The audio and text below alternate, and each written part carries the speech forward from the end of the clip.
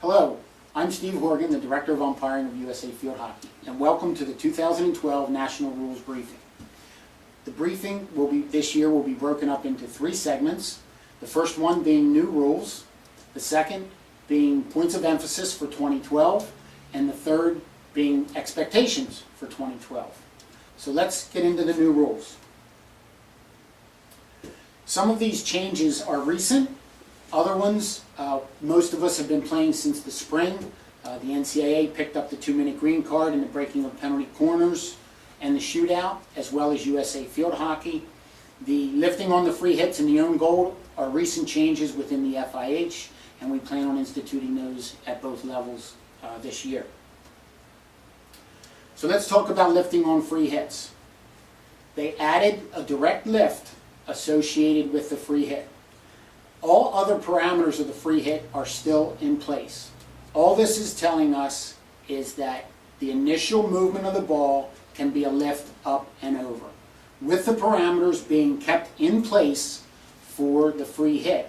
That will mean that the defense must stay the 5 meters away. They will not be able to come rushing in after the ball is moved when the ball's being lifted. That still may happen, but it gives the attack the opportunity to get the ball up and over safely. This is a major safety change associated with the game, and we expect it to make the game more exciting as well. They have deleted the 2 separate actions, meaning the ball does not have to be touched, separated, and touched again in order to make the lift or in order to pass the ball. So as long as the umpires are satisfied that the free hit was taken, it can play on. They've also eliminated the 1 meter requirement, where the ball must have moved a meter in order for the next player to play the ball. In the past, that was done mainly so that someone would not tap on top of the ball and somebody else go ahead and send it overhead, and would create the space for the game to be safe. Reminder, indirect entry requirement means no lifting by the attack directly in the circle from within the 23-meter area on the free hits. Okay? The same parameters on this lift are the same as the free hit. It cannot go directly into the circle off of the initial free hit. If it's moved 5 yards, passed to another player within the 23-meter area, it can be lifted in. If there's a free hit outside the 23-meter area, and the player decides they want to lift it up and over into the circle from that distance, that is perfectly legal. Please keep in mind that the safety factor associated with this, so the parameters do not change. I can't reiterate that enough. We know we're going to run into situations where there's a foul occurs, the player cannot get out of the way physically, and a player may want to lift the ball that quick. Just as associated with the hit, if the ball's going in a separate direction, totally safe and out of the way, we don't have a problem. You cannot put it into the player, intentionally drive it into them, or scoop the ball into them as they're trying to get away. Also keep in mind that with the lift, we are now going to get pushes that come off the ground a little bit, let's say waist height. When that happens, the danger factor is still in place. If it's dangerous, the umpire must call it dangerous. If it's in an open space, it's in an open space. We also must keep in mind that when these pushes or flicks come off the ground and a player attempts to play it and it might go even higher, okay, the initial lift is done by the person taking the free hit. That's where the danger starts. And we need people to recognize that and make that judgment as soon as possible so that it doesn't go into other players. Okay, let's talk about the own goal, or what's perceived as an own goal. The rules now state that the ball's played by an attacker within the circle, a goal is scored. The new ones basically added touches the stick or body of a defender. Keep in mind that a defender also includes the goalkeeper. The goalkeeper is considered a defender. We need to make sure that folks read this rule and understand it. The bottom line to this is if the ball is touched by anyone in the circle, legally by the attack, or off the foot or body, not dangerous, of the defender or their stick, and it goes in the goal, a goal is to be awarded. We did get some questions already concerning B in this rule, and all B is telling you is if it's touched in the circle, then it leaves the circle.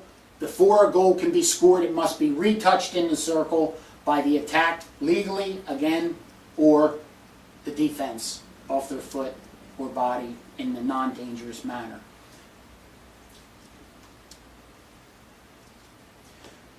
Keeping in mind that all the parameters of the free hit rules and the penalty corner rules still apply. With the free hit rules, you're not going to be able to hit it in directly into the circle, hoping that it's going to hit somebody's foot and go in the goal on a free hit within the 23-meter line. Outside the 23-meter line, if that happens, it happens. And you're lucky to have that happen. For the penalty corner, all the penalty corner rules still apply. The ball must leave the circle, be brought back in order for a goal to be scored. If the ball comes outside the circle and is driven from outside the circle and touches a defender's foot in the circle and goes into the goal, a goal should be awarded. We have teams that strategize that. They do it now, hoping that everybody's going to back away from the corner because it was hit from outside, and they get one of their players in with their stick and they put it in the roof of the net. Now, that same thing can occur, but if it hits the foot of a defender and goes into the goal, then a goal will be awarded. Now let's talk about substitutions, and this change is strictly for the NCAA. USA Field Hockey's been playing the substitutions this way for a number of years. So within the NCAA and their modifications, it now matches the rules of hockey, and there is no more entering as a substitute once the ball is inserted on a penalty corner. That's probably the biggest change for folks to understand. They must wait until the ball has come out of the circle the second time, or a goal scored and the other parameters of the ending of a penalty corner are met. That's the biggest change. Also, if there's a contiguous penalty corner, meaning the penalty corner goes off that is not completed, and another foul occurs where a repeat penalty corner is awarded, then the substitute is not allowed in until that penalty corner is completed. Now let's talk about the 2-minute green card. Most of us have been playing this since the spring when it first came out, but we definitely want to go over the parameters of its usage. First of all, the green card's issued. It's 2-minute suspension and 2 minutes only. There is no variation to this. The team does play short, very similar to the yellow card. Everybody understands that piece of it.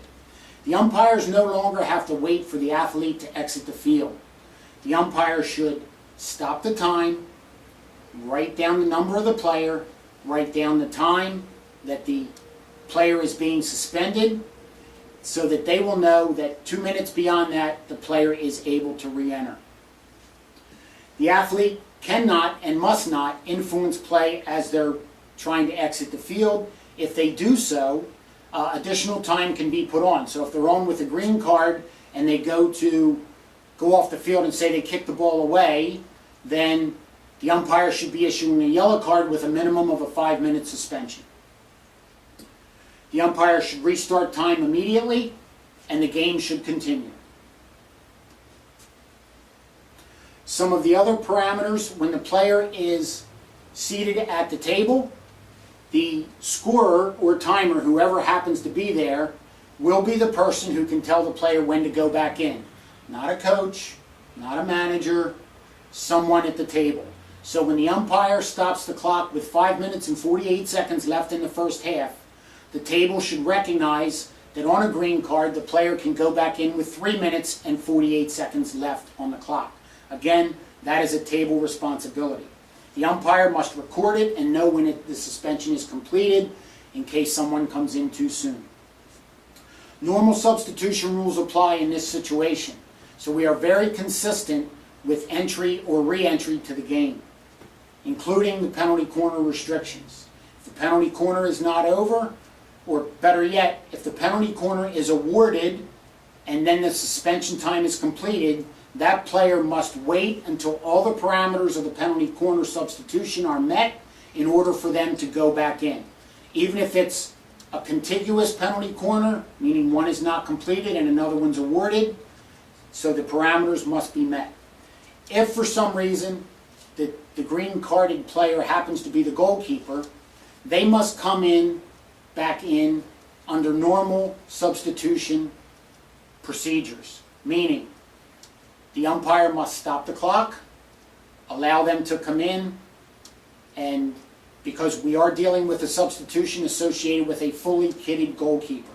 If the team happens to be playing with 11 field players, they can come back in. Or a kicking back player with a designated goalkeeper with a different color jersey, they can come back in.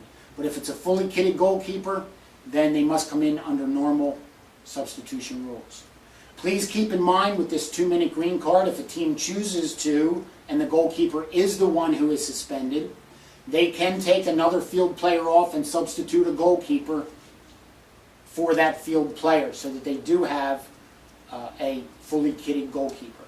And also keep in mind that the goalkeeper sitting can be substituted for immediately after the 2-minute green card has expired. So if they put in another goalkeeper during that 2-minute suspension, they can literally take the goalkeeper off of the chair, put them on the bench, and allow a field player to go right in, because you do not have a substitute dealing with a fully kitted goalkeeper. It is now a field player. The yellow card, the parameters of the yellow card have not changed, and they are exactly the same as explained in the 2-minute green card, except for the suspension time. We do expect umpires to issue 5-minute suspensions for the minor fouls and anything associated with physical play where someone could or did get hurt, that the suspension time begin at 10 minutes and go up from there. But the parameters are exactly the same of re-entry and exiting and associated with the goalkeeper. Now let's talk about breaking into the circle early on a penalty corner. As for every penalty corner, the umpires must ensure that it's set up properly. What we are instructing umpires to do is to get the attention of the inserter well before they take on their position to insert the ball. This way, they can be assured that the ball will not be inserted until the umpire is ready, who will deem the defense ready, and the penalty corner can go off without a problem. If the inserter does send it in too soon, disregarding the umpire's instructions, it will be deemed a fake, and that player will be sent to the center line. The managing umpire is the person responsible for everything that happens within the circle, including early breaks. That can be difficult, but umpires must position themselves in order to be able to see every angle possible. If there is a break or a fake, someone must go to the center line. There is no option of simultaneous breaks and I don't know who's going to go, or simultaneous breaks and sending 2 players.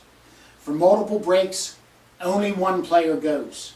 It is, if you get down to the specifics, only 1 player jumped early, no matter how close it may be, so only 1 player must go. The umpire will make that decision if they have to. Goalkeepers don't go. If the goalkeeper breaks, another player on the defensive line must be a person to go to the center line. Umpires give the teams a short time frame to make their decision as to who's going to go. If there is no decision, you decide who's going to go. Pick one and send them. We are not going to delay the game for these things to happen. There's also, when players are sent to the midway line, there is no reason to stop time unless the umpire feels there is a true undue delay. Get them up to the center line, get the penalty corner reset, and get it off as soon as possible. There's no faking on the part of the inserter. Once it is recognized by the umpire that they're ready to go, the umpire will instruct the inserter to they are free to go when they are ready, and the ball can go in. If there is a fake, a hitch, things of that nature that make the defense jump, and that's the judgment of the umpire, then the inserter will go to the midway line. Obviously, they will have to be replaced on the end line to insert by another player. When a player on the defense is sent to the end line, because of the rules that limit the number that are allowed behind the end line on a penalty corner, the defense will play short by one player. If there's a break, player goes to the midway line, another break on the defense, they will go to the midway line, and it will continue. So hypothetically, and I hope it's only hypothetically, the team could play with just a goalkeeper back there if they continue to break. For the attackers, if anyone breaks, they must go to the midway line as well, including the inserter. The attack team is allowed to reposition their players, even bring another player onto the circle if they so choose. But the player who broke into the circle must be beyond the center line. All the players may cross the center line and come back into general play once the ball is inserted. That's exactly how the rule is now. Just now you might have an extra defender or maybe even an attacker who is sent to the center line and can come back in. If the penalty corner starts legally, errant players may return. And the best way to explain this is use the example that the FIH has actually put in the rule. And the example reads, if a defender breaks and is sent to the center line, on the retake, before the corner goes off, on the retake, an attacker or the inserter fakes, and now they are sent to the midway line. So now you have an attacker and a defender at the midway line. Now the penalty corner is taken, and the ball is kicked by a defender, and a new or subsequent penalty corner is awarded. Both of the errant players who were sent to the center line may come back for the retaken penalty corner. So the bottom line is, if the corner goes off legally, players can return to their original positions for the next corner.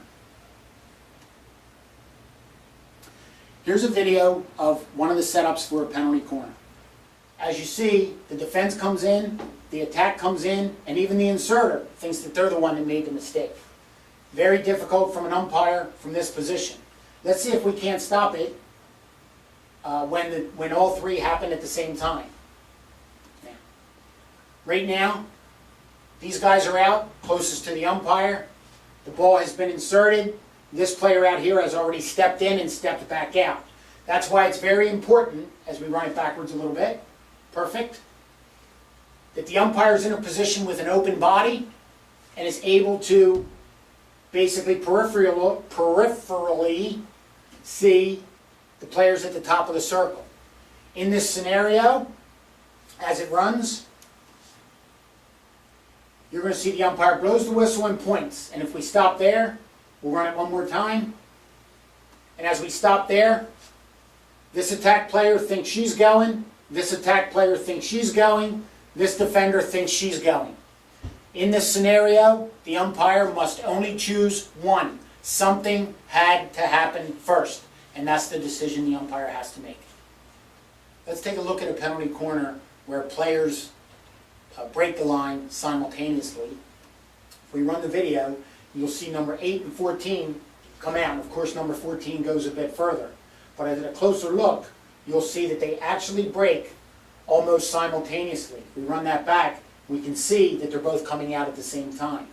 And if we let it run, we would expect one of these two players to go to the midway line.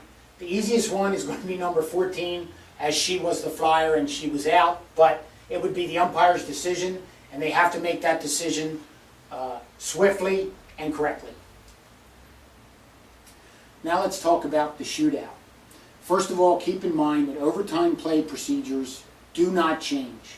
Tournament regulations or the NCAA modifications governing overtime will not change at all.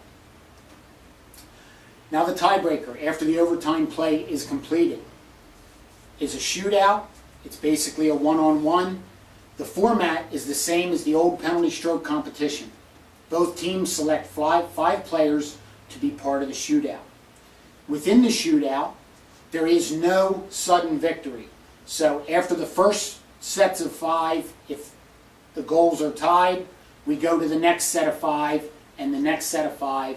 There is no sudden victory associated with a shootout. If a player, after the overtime procedures are in place, is sitting on a yellow card suspension, it is okay for them to participate in the shootout. Any red-carded player throughout the match or the overtime procedure is not permitted to take part in the shootout in any fashion. With the setup, the ball must be placed in the center, in front of the goal, at the 23-meter line. There is no option of coming in on an angle. The goalkeeper must be on or behind the line, meaning they can have a foot on the line and their body behind. We do not want goalkeepers with one foot on the line, and then with their body in the field of play. It is on or behind the line. The bottom line to the shootout is it's 8 seconds, one-on-one, just as if there were 8 seconds left in the game and a player is on a breakaway. The only exception to this parameter is that the goalkeeper may hit the ball over the end line on purpose, and that is deemed legal in the shootout only. During the shootout, there may be a reason for the shootout to be retaken. If there's a simple foul by the goalkeeper, meaning a possible stick obstruction as the two are trying to play for the ball, then the umpire would award a free hit basically to the attack, and the shootout would be retaken with the same two players. A simple foul by the attack means that the shootout is over. If there's a need to award a penalty stroke, again, this is nothing more than one-on-one with 8 seconds left. Anything that would have been awarded a penalty stroke under normal play should be awarded as a penalty stroke under the shootout rules. The ensuing penalty stroke must be taken by the players involved at that time before another shootout can occur. There is no delaying of the penalty stroke until later in the shootout competition. For a suspension during the shootout, if the attacker gets suspended for some reason and is issued a yellow card, keeping in mind there are no green cards associated with a shootout. They are being suspended and eliminated from the shootout, or there's not going to be a card awarded for the foul. If it's the attacker, they are done. And if it goes to a subsequent set of shootouts, the team loses that ability to score and it counts as a no goal. For the goalkeeper, if the goalkeeper is suspended, in the NCAA game, their committee made a decision to allow for a substitute goalkeeper to come in under suspension conditions. The actual goalkeeper who is being suspended must leave the field and not participate any further. There is no additional penalty like losing a stroker or a shootout player or anything of that nature. The goalkeeper can be replaced under suspension conditions. If players are injured during the shootout, players can be replaced, both on the attack and the defense. In the shootout, if it goes to a subsequent set of shootouts after the first 5, the same athletes or players must take part in the shootout. The sequence can change if the team chooses. It will be up to the umpires to check between sets of shootouts to make sure that they can write down the numbers in the sequence preferred by the team. For the timing of the shootout, this can be very difficult and will not be consistent from venue to venue.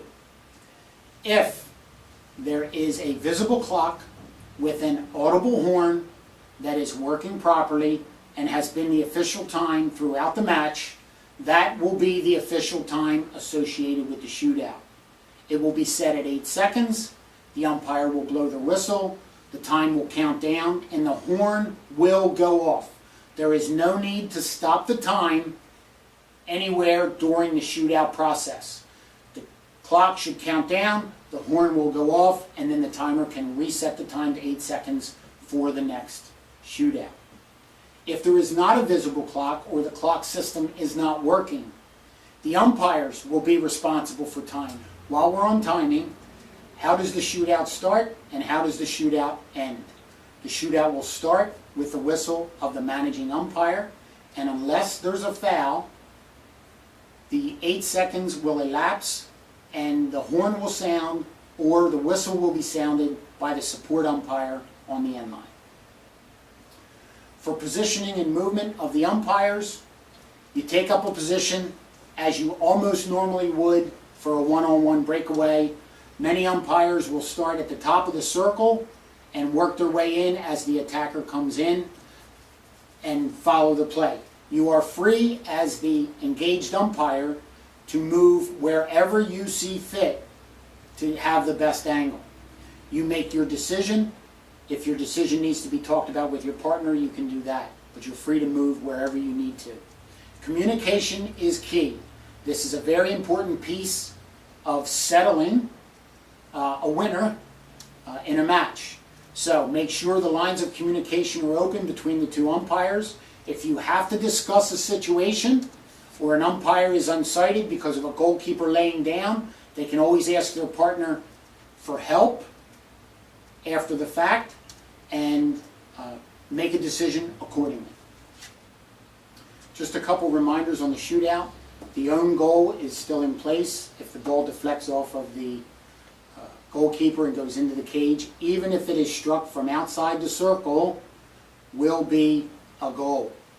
The goalkeeper is allowed to play the ball over the back line intentionally or any way they see fit. Again, keeping in mind that if they happen to play it over the back line and it does go in the goal, that it will be a goal. Let's take a look at a video of the shootout. As you can see, the ball started in the center. I want you to take notice of where the two umpires are positioned. One outside the top of the circle, the other on the end line, just out from the insertion mark. This is a high-level tournament, and it's understood that there is a visible clock here with an audible horn. If that be the case, they are responsible for the timing of the shootout. If not, this umpire down low here would be the umpire responsible for stopping the time and monitoring the 8 seconds. As we said earlier, the engaged umpire or the managing umpire is the one who starts the shootout with the whistle. So let's run it. Player comes down, tries to draw the goalkeeper to the side, and goes to take a shot. As we run it again, you'll see the umpire does start to move down, tries to keep an eye on anything going on, and awaits for the ball to possibly go in the cage. Okay, now let's go on to some of the new rules associated with the high schools, or the National Federation of High Schools. Keep in mind that the new rules applied to USA Field Hockey and the NCAA competitions do not apply to games covered by the National Federation of State High School Associations. For the first time, the NFHS is allowing the use of personal communication devices between umpires. We want to make sure everybody understands that these are umpire supplied. There is no responsibility of a school or association to supply these to umpires. You can get, from any retailer, the 2-mile radios with a push-to-talk button that usually is in and around your collar in order to communicate with your umpire. You're going to buy these in sets, so hopefully one umpire will have them. But for the $50 or $60, whatever it is, they're well worth the investment. They're mainly to enhance communications with your partner. These are not toys. They are not for joking around. This is nothing more than a tool for you to enhance your communications with your partner if you're unsighted. Especially with, I'll just use a perfect example, the ball goes out in the far corner and the engaged umpire can't tell whether it's a long hit or a 16-yard hit out, and The umpires can now talk to each other much quicker, not necessarily have to look up and down the field to see where your partner is. They're very, very helpful in a number of blocked out situations. Mainly used by the managing umpire, meaning the umpire who's engaged, to ask for help if necessary. And it should be initiated by the person who is asking for help. They are not to be used by the trail umpire to call for their partner. The best example that I can give is you have an umpire who has 20 years experience and you have another umpire who has 5. These are not to be used for the umpire with the 20 years of experience to be chirping in their partner's ear about what they should or should not be calling. That is not the use of these radios. Let's talk about starting and restarting play. The away distance has changed. This is very simple. It goes back to the 5-yard distance instead of the 7-yard distance. The game has become safer. They've allowed for the self-start, and the committee has felt that this can go back and it's within the parameters and right in line with USA Field Hockey and the NCAA. Keep in mind that no other parameters have changed. The parameters of the free hit, parameters of the penalty corner, all parameters of the center pass, parameters of the side in. None of that has changed on their procedure, just the 5 yards. They did clarify the use of the bully, and it's supposed to be used if the game is interrupted and no foul has occurred. In the past, if a team had possession and the game had to be stopped, the umpires tried to remember which team had the ball and would try to start from there. Now, it's being done with a bully. If there's an injury and no foul has occurred, the ball breaks apart, dog runs on the field, flock of geese land on you, we will restart with a bully. And the bully must be used. You don't have any options of awarding a free hit if a team doesn't know how to do it. Umpires, if you have to instruct them, please instruct them as quickly as possible so that the game can continue as soon as possible. There was a lot of discussion about illegal and ineligible players associated with the NFHS. The illegal player is one who might not be wearing a mouth guard or has some type of equipment that is not up to the standard. Okay? The one thing that we want to stress here is the situation where a player scores a goal and now it's found out that they don't have their mouth guard in. In the past, there was a lot of discussions about taking the goal away because they were an ineligible player because they didn't have the equipment. And now that the illegal player is being dealt with under misconduct. If the player doesn't have the proper equipment, whatever has happened in the game stands, and the player can be handled under misconduct by the officials. The ineligible player is the one who's returned from a suspension too early, or an ineligible player would be one when there's 12 players on the field, and if a goal is scored during that period, and it is discovered prior to the pass back, the ensuing pass back from that goal, the goal should be disallowed, taken away so to speak, and a free hit started to the opposing team at the center where the pass back would have initially taken place.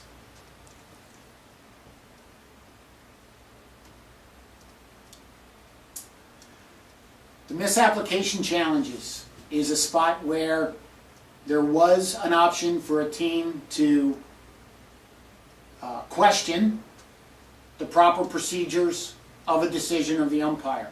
That is no longer an option. They found that most of these were done on judgment anyway, so it basically became, it basically became useless. So most of them were upheld. Okay? But what this does do, it will require the umpires to be better than ever and understand the rules and make sure that you know the rules so any of these mistakes are not made. If anything happens that an umpire is unsure about, stop the time, talk with your partner. 2 heads in many cases are better than 1. If you happen to have the radios, you can even talk over the radios. And umpires, please hear what the players are saying. Don't disregard it. And all we mean by that is And I'll use the perfect example. If the ball gets caught in the goalkeeper's pads and an umpire calls a penalty stroke, which would have been under an old set of rules, and the players go, and the captain comes up and says, isn't that supposed to be a penalty corner, not a penalty stroke? Don't just disregard what they're saying. Because if they're right, it's right for the game. That's why you need to talk with your partner to do the best you can to get the decision right. So listen to what may be said without being confrontational. Many of you already have the rule books published by the NFHS. The Rules of Hockey published by USA Field Hockey will be available online at usafieldhockey.com somewhere in September. If you have any questions associated with this presentation, please visit our Ask the Umpire feature at usafieldhockey.com. Please take the time to view the other two segments associated with our national briefing. Thank you, and have a great season of hockey.